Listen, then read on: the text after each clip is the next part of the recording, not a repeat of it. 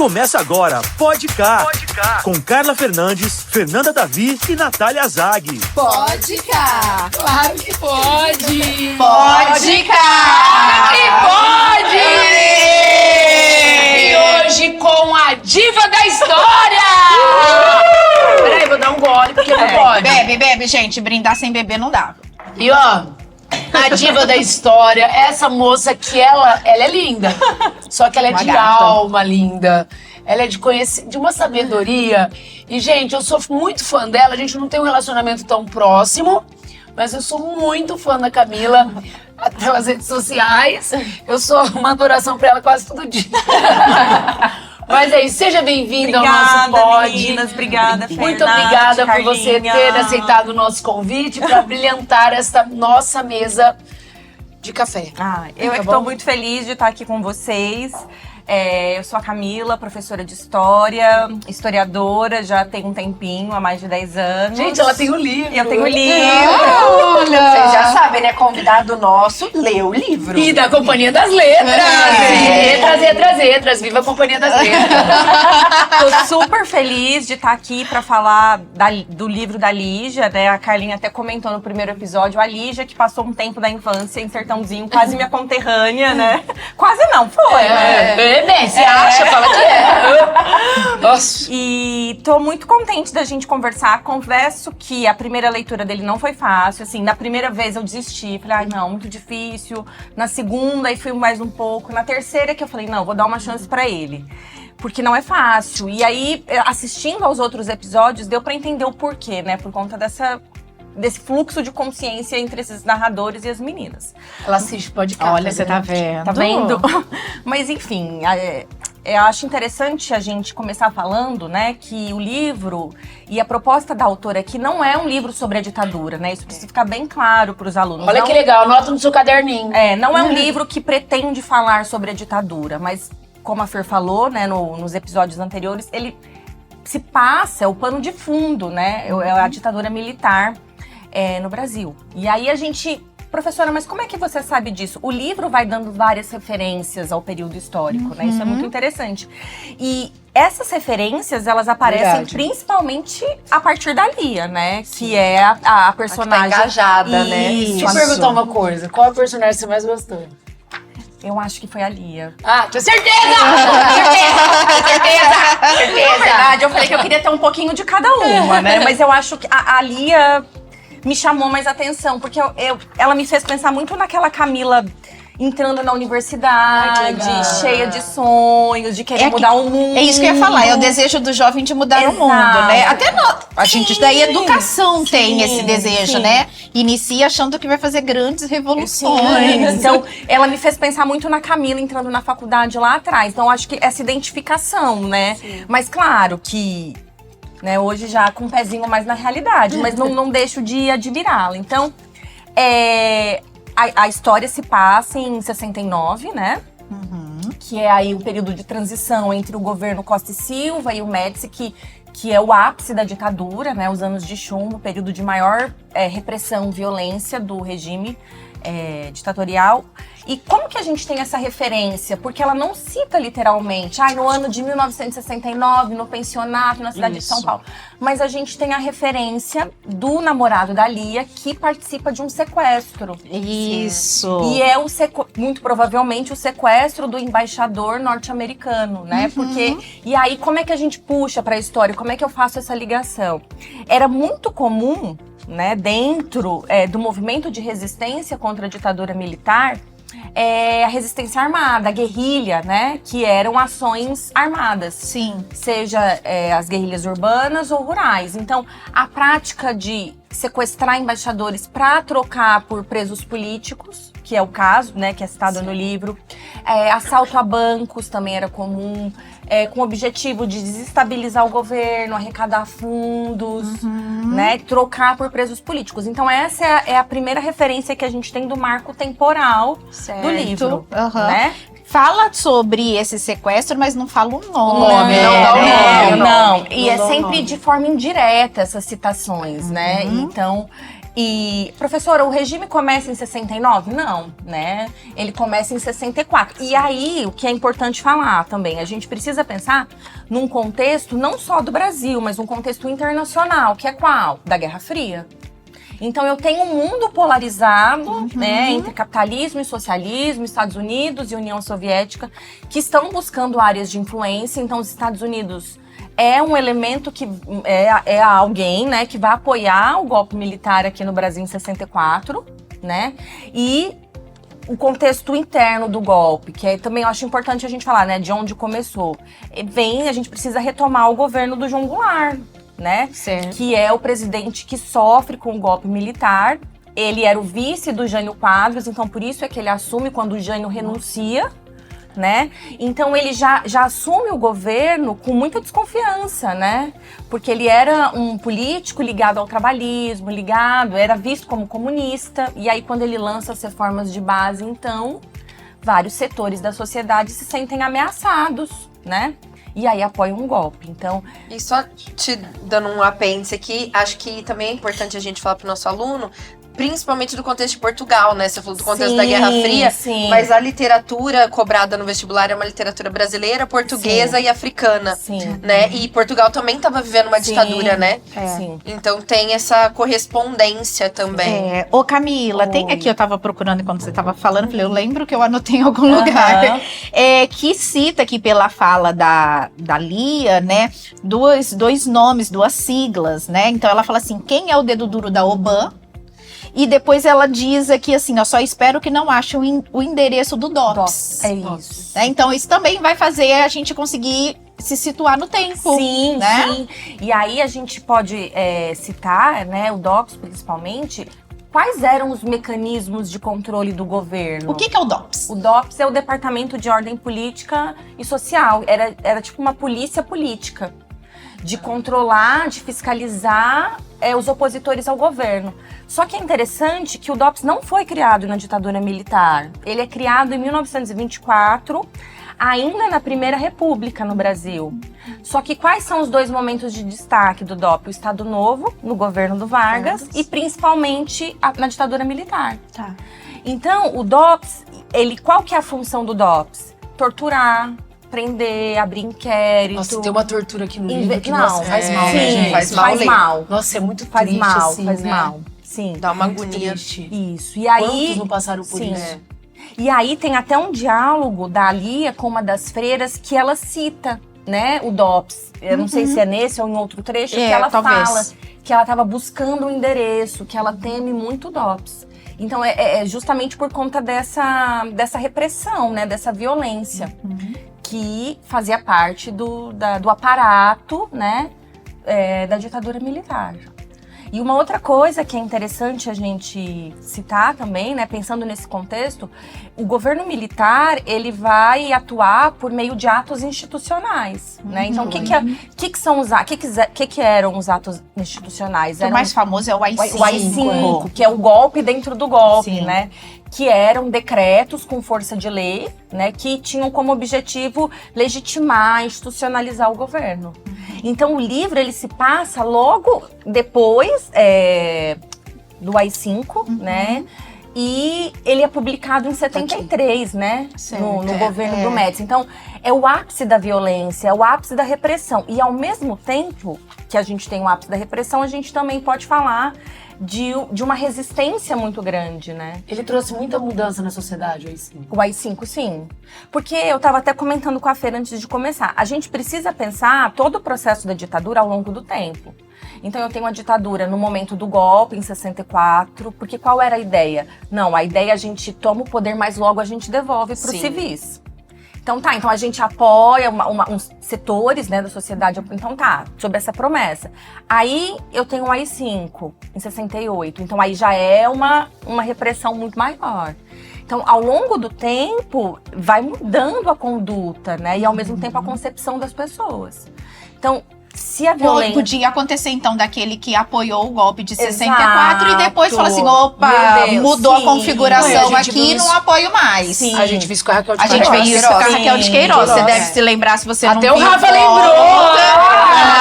Volta uns vídeos aí, porque quando a gente falou do livro Caminho de Pedras, da a gente Raquel de falou Queiroz, a disso. gente trouxe outro historiador, o Thiago Pavanelli, e ele deu essa explicação pra gente, porque a gente comentou, olha, pera lá, a Raquel de Queiroz ajudou a colocar o Partido Comunista ali no Nordeste, em Fortaleza, E depois... apoiava, foi presa durante o governo Vargas, Sim. e depois apoia o golpe? É. Como assim?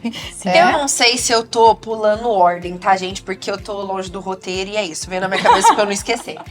Mas você falou que era o momento mais pesado da ditadura, os anos de chumbo e tudo mais. E o livro fala disso.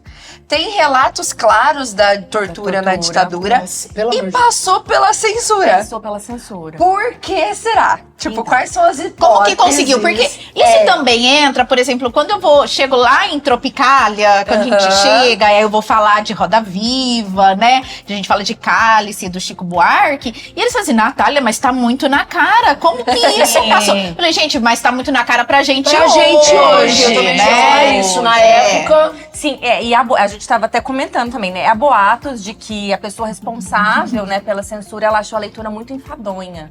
Então ela logo para nas primeiras páginas. Talvez E fala, essa "Não, dificuldade pode ir." que todos têm. Ele teve, a pessoa teve. E assim, não é um livro pequenininho. E a Não. parte mais explícita da ditadura fica do meio pro fim. Isso. Então, talvez não tenha lido tudo mesmo, Aham. né? Aquela parte que ele... Imagina se ia passar na parte da tortura. Não leu. É capítulo leu. 7 ou 8, a parte da tortura. São Não leu. 12 capítulos, Sim. tá lá Tá pra lá no abaixo, final. no 7 É. não leu. E deixa eu te falar uma coisa.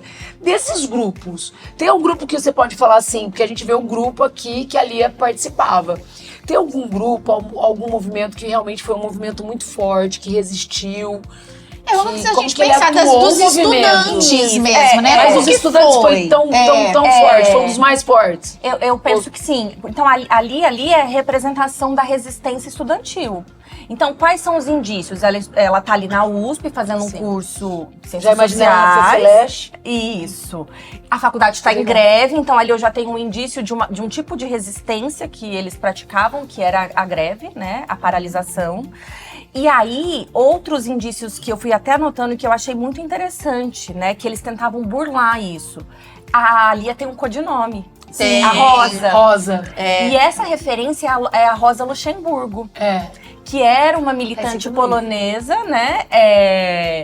Que defendia a participação feminina na militância, na luta operária, ainda que ela não fale de feminismo. Então aí eu já tenho uma estratégia para burlar isso, né? Ali ela anda com o livro do Karl Marx embaixo dos braços, que também é citado. Que a Lorena fala que ela tenta esconder, mas mais mostra do que esconde, né? Naquela eco bag dela. E carregar Karl Marx era a Bíblia, né? Eu acho que eu, quando passei a história, também comprei o Capital. Então isso já é um outro indício, né?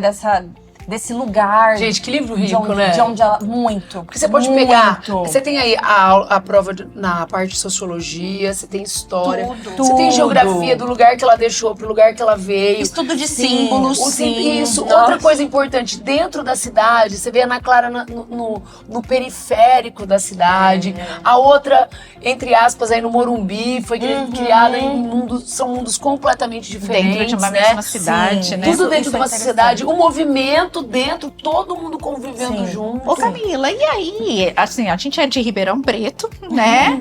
E a gente sabe que a repressão maior aconteceu na capital, né? Mas chega, respinga no Nossa, interior isso é muito paulista, por interessante, exemplo. Muito interessante essa pergunta, Nath, porque assim, eu sempre falo para os alunos, a gente precisa pensar que qualquer acontecimento na história, né? As pessoas viveram de modos diferentes, né? Então, eu não posso dizer que o estudante de Ciências Sociais da USP vivenciou este período assim como minha tia que vivia num sítio em Sertãozinho. Aham. Então, talvez ela nem ficasse sabendo o que tá acontecendo. Tá. Então, isso é importante também. Do o que lugar acontece de onde aqui, se né? fala, né? Das meninas, você vê a Lorena, a Lia, Ainda que elas sejam estudantes universitárias, a concepção que a Lorena tem é muito diferente da Lia. E da Ana A minha mãe, quando a gente começou a estudar, que a gente fala sempre, né, falava do que a gente estava estudando, eu lembro até hoje que a gente começou a falar da ditadura militar e meu avô era polícia. E na época eles moravam em Casa Branca, uma cidade muito pequena. Aí minha mãe falava assim, nossa, mas eu não vi isso acontecer. Eu falei, mãe, mas é lógico que não. Em Casa Branca. Em Casa Branca, e ainda filha de polícia, você não vai ver do jeito que realmente foi, jeito que foi para outros grupos, né? Então eu tenho essa cena muito marcada. Eu também tenho uma cabeça. cena, agora você falou, veio aqui, meu pai tem um primo, que eu fiz o Unesp em Rio Preto, e o primo dele, na época, fez lá, que eu não sei nem se era Unesp, mas era IBILCE, Instituto de Biologia e Ciências Exatas. E ele fez essa parte, e na sala de aula do IBILCE, então você vê toda aquele vidrinho lá na Unesp, né? E os professores explicavam que aquilo era... Meu pai sempre falou, aquilo ali é por causa da ditadura. Se o professor estivesse falando, tivesse, né? Existia essa fiscalização. Militando, tinha uma fiscalização. E meu pai, na faculdade que ele fez, não tinha. Então era o mundo, os dois moravam juntos, habitavam. Tanto é que ele fala, né? Tinha até que na época foi meu diretor na Unesp.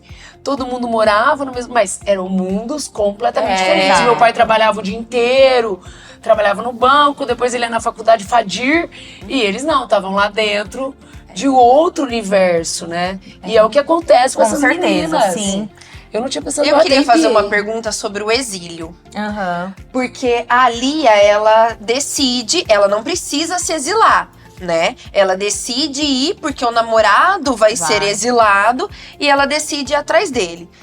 Talvez, numa primeira leitura, a gente possa falar que ela possa representar a galera que desistiu, né? Preferiu ir embora do que continuar aqui lutando. Mas como que a gente pode entender o exílio? Do perfil ideológico mesmo. Quem foi pro exílio? Lavou as mãos? Pode ser que sim, pode ser que não. Pode ser que não. Ou só realmente fugiu de uma consequência muito maior, que poderia ser a morte. Porque poderia pensar que se eu ficar aqui, eu vou continuar fazendo o que eu acredito, mas eu posso morrer. Sim. Eu posso também agora me isolar e a hora que eu voltar eu tento fazer alguma coisa. Né? Eu acho que os exemplos mais clássicos que a gente tem do exílio são os artistas, né? Então, o Caetano, Gil, enfim.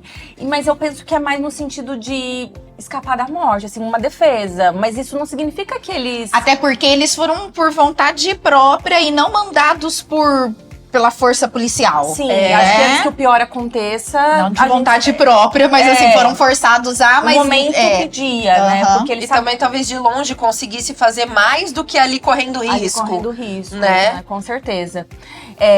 E aí, até puxando um gancho, né? Falando dos artistas... E há referências também a eles, né? Então elas ouvem Chico Buarque, Caetano Veloso. E de que modo, né? A resistência a partir das artes, que o principal exemplo são os festivais, né? Da música. Então, muitos hinos, né? Contra a ditadura surgiram ali. Então, a partir de letras que claramente... Hoje a gente vendo, né? Pai, afasta de mim esse cálice. Né? Não é a taça, mas é o silenciamento, né? Depois vem o crioulo num outro mundo e faz uma intertextualidade maravilhosa. Maravilhosa. Em outro tempo é pra você ser cálice, né? É uma coisa mais linda. Então, alegria. Também. Sabe uma coisa que me marca quando eu estudo isso? Meu caro amigo me desculpe, por favor. Sim. Aí eu cheguei em casa cantando a música e meu pai foi me explicar da Marieta, porque a Marieta manda um beijo para vocês. E a gente vai... E eu lembro certinho, meu pai foi explicar, saí de uma aula de redação que eu fazia. E é uma coisa muito legal, né? E ela foi, e a professora explicou, e meu pai me explicou na visão dele, que foi lindo também. E aí, não deixou de ser assim. Você falou vocês falaram do exílio, né? Então, essa música que ele manda notícias. Então, quer dizer, ele tá fora, mas ele ainda tá atuando, ele tá participando. Ele sabe o quanto isso é importante, né? Então, e é maravilhoso. Maravilhoso. É muito rico, né? Muito triste. Muito. É um momento muito triste. E é um momento a gente Mas viu a ano arte passado, que registrou isso, né? O nosso país é muito rica. Um Oscar, né? Com essa história tão triste. Mas ao mesmo tempo, né? Tão forte aí, um marco assim. pode Bom, falar, eu pode vou falar assim. pode E falar. aí eu tava, né, estudando aqui pra vir participar, de que a Lígia, ela, pra escrever o livro, né, desse... A gente adorei estudando pra participar. Chique, né? Gente, eu sou Ai, Caxias. Nossa, maravilhosa. O que né, eu tava vendo? De que pra falar desse universo jovem, a Lígia se baseou muito ouvindo as conversas do filho com os amigos, né? E o panfleto que ela coloca aqui, que denuncia uma tortura, ele realmente existiu. Então ela pega e passa pra cá. Eu não tenho o nome ele aqui, colocou porque até- minha memória é ruim. Isso. Mas a Lígia, ela participou, né, escreve aqui, da comissão dos escritores responsável pelo Manifesto dos 1000, que pediu o fim da censura. Sim. Então ela era realmente engajada nisso, né? Não escreveu também do além. Fonte Sim. Vozes da minha mente. E aí, essa denúncia, digamos assim, né, essa leitura de como acontecia uma sessão de tortura, eu achei interessante, que é uma conversa muito sincera que a Lia tem com uma madre, né? Sim. Então ali É porque ela também chega acusando, né? Ela fala assim: vocês estão aqui, ó, protegidas aqui dentro, né? Vocês não estão vendo o que tá acontecendo lá fora. Olha como Aí a madre vira e funciona. fala assim: pera lá, deixa eu falar uma coisa, né? Porque aí Fica quieta, a minha Lia vai ler esse relato pra ela, e aí ela termina, ela fala assim: conheço isso, filha. Esse moço chama-se Bernardo. Tenho estado muito com a mãe dele. Fomos juntas falar com o cardeal. Aí mostra que elas estão ali atuando na retaguarda. Sim, né? Porque nem só de gritar e levantar cartaz se atua, né? Exatamente. Tem como você atuar de diversas formas ali. Isso é o mais interessante. Ô Camila, e a gente pensa assim, que nosso tempo já está acabando, Sim. infelizmente. Mas e hoje, o impacto da ditadura? Posso só perguntar uma pode, coisa? pode. Dos padres, eu ia perguntar isso, porque a gente acabou de citar. Aham. Aí teve igreja algum não. momento em que a igreja realmente ajudou a oposição a se esconder, a se disfarçar? Teve. Como foi isso? Sim. Porque é o cenário da nossa obra, né? Um pensionato de freiras. Sim, tanto que ela vai falar, né, da luta dos padres, das madres. Claro, assim, é o que eu falei, né? Existem os tempos. Eu tô falando da igreja, é um grupo muito amplo, né? Sim. Então, lá em 64, eu tenho setores que apoiam. Mas, ao mesmo tempo, eu tenho setores que, ao longo de todo o processo, eles vão lutar no sentido das denúncias, de defender os direitos humanos, de abrigar muito dessas pessoas que estão fugindo, né, da violência, buscando abrigo. Então, sim, eles participam. A gente vê, assim, em filme também, não vê? Os padres acolhendo nas igrejas, né? Sim, eu tive uma professora Eles que até- foi acolhida, né, por padres. Que legal. E hoje, eu ia perguntar isso pra gente fechar na sociedade, o impacto da ditadura. Eu tô falando hoje. Porque o que a gente vê é... Por que é tão importante pra nós hoje, o nosso aluno, um livro desse, esse momento político, esse turbilhão de Entender desse coisa? episódio da Por história, que é importante né? ele entender o que foi a ditadura? Porque hoje em dia tudo, isso é ditadura, isso é censura, isso é não sei o quê. O nosso aluno, esse livro tem um porquê, gente, dele cair. Ele não tá caindo em vão. Não é à toa. E é só um ano, ano que tá tudo muito... Tem dois polos, né? Tem assim, tem o A e tem o B, é o positivo e o negativo, é um contra o outro. A gente tá vivendo uma polarização. Extrema. É na extrema. família. A gente vive na família, a gente vive no ambiente de trabalho. Aqui eu gosto disso, eu não quero que você fala isso. O fulano, olha, sabe? Ai, aquele lá é tal. Aquele lá é tal. A gente tem tudo. Hoje, a minha irmã no telefone, ela falou uma coisa assim, tudo por causa de grupo de família. Ela falou, gente, a gente não tem que pensar em política, a gente tem que pensar no país. No grupo, assim, sabe? Ela deu um grito, ela explodiu. E é verdade, a gente tem que pensar no bem comum. Né? Sim. Eu acho que, assim, até é muito clichê, assim, meio óbvio, mas a gente precisa lembrar pra não esquecer, né? Assim, pra que não aconteça, pra não repetir. Parece óbvio, a gente estuda história mas eu acho que é por aí, né? É por aí, até porque as novas gerações, quando a gente fala de década de 70, eles falam assim, nossa, isso faz muito tempo. Mas historicamente, pensa quantos Historicamente anos tem no Brasil. é ontem. Historicamente é muito Gente, recente. eu sou de 78! Mas como é algo que está muito distante da idade deles, do nosso jovem que hoje tem 17 anos, a média aí, imagina, isso aí ficou no passado. Isso não vai acontecer de novo, mas basta dar uma bobeada, Então eu acho que a gente... a roda gira. Exatamente. E a gente tá no processo de fortalecer a democracia, né? Sim. Eu acho que isso é o mais importante disso tudo. Porque como ainda é muito recente, digamos que ela ainda... E aprender também, por exemplo, com a ditadura, que muitas vezes um regime se instaura assim, não declaradamente logo de início. Às vezes vem num discurso disfarçado de proteção, e é o que você falou, a gente tem que pensar em proteger a democracia. Então também estudar pra gente perceber as entrelinhas dos discursos que a gente ouve, independente do lado de onde vem, né? O golpe de 64 veio assim. Opa, ó, a gente tá aqui pra fazer um bem. Daqui a pouco volta. Daqui a pouco volta, tá? A gente devolve pra vocês. A gente vai arrumar um negocinho. E não devolveu. E passou 20 anos na mão deles, entendeu? Gente, sabe o que eu lembro? É muito, muito claro, assim. O Ulisses Guimarães, olha. Mas eu lembro muito Diretas Já. Diretas Já. Eu lembro muito. E aí meu pai assinava a Folha de São Paulo, guardava, ele recortava, não existia esse negócio de internet, nada disso. Ele comprou uma pasta, guardava tudo pra mim. Ele falava assim, isso vai ser muito importante pra quando você for prestar um vestibular, minha filha. Isso é muito importante, você tem que saber isso. Eu vou ver se tem guardado na minha mãe, mas tudo do Ulisses, Diretas, acabava... Ele sempre discutia, conversava comigo, era um pouco mais velha, mas eu tenho isso muito claro do Diretas Já. Eu lembro direitinho o dia que o Ulisses Guimarães desapareceu. Tudo, é muito claro, muito claro. É um momento... E aí eu vejo, olha... O tamanho do nosso país, né? Quer dizer, a idade do nosso país. Se eu lembro, eu acho que, né? Se a gente vê um fato lá na Europa, o tanto que na Grécia, no Egito, o tanto que a gente é menininho ainda, a gente tá engatinhando, né? Nesse processo. E você falando disso, né? A luta que foi pra essa volta da democracia, né? Olha o arrepio, olha aqui. Sim, então... A gente lutou tanto, né? Brigou tanto, buscou tanto. Então, eu acho que a ideia agora é fortalecer. Pensar realmente no bem comum. No bem comum. E, gente, é isso. Muito obrigada. Sensacional. Muito obrigada. Parabéns, mas muito obrigada, gente. Venha mais vezes.